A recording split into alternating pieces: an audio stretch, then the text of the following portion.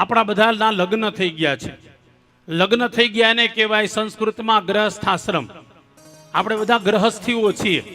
હવે ગ્રહસ્થીઓ છીએ એટલે ભગવાન આપણને કેટલું બધું ફળ આપે છે. સાંભળો, એક ઋષિ મુનિ, એક સંત, એક સાધુ હાથમાં માળા લઈ અને 24 કલાક જેટલા જપ કરે ને, એક સાધુ સંત ઋષિ મુનિ 24 કલાક જપ કરે એને જેટલું ફળ મળે ને એ તમને ને મને ખાલી દીવો ચાલુ કરો અને ફળ મળી જાય છે.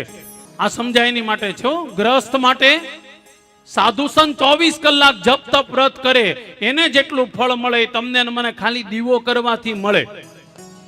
શું કામે ભાઈ? તો કે આપણે ગ્રહસ્થીઓ છીએ. ગ્રહસ્થીએ છીએ એટલે આપણે આપણા મા બાપનું ધ્યાન રાખીએ છીએ, આપણે આપણા પરિવારનું ધ્યાન રાખીએ છીએ. એટલે ભગવાન વિચાર કરે છે જે સાધુ જે સંત એ પોતાનું ધ્યાન નથી રાખી શકતા, પોતાનું પેટ નથી પાળી શકતા, જાણે એક ગ્રહસ્થી બધાનું ધ્યાન રાખે છે.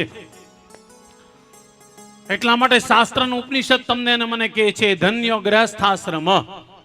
મોટામાં મોટો કોઈ ધર્મ હોય તો ગ્રહસ્થ ધર્મ છે.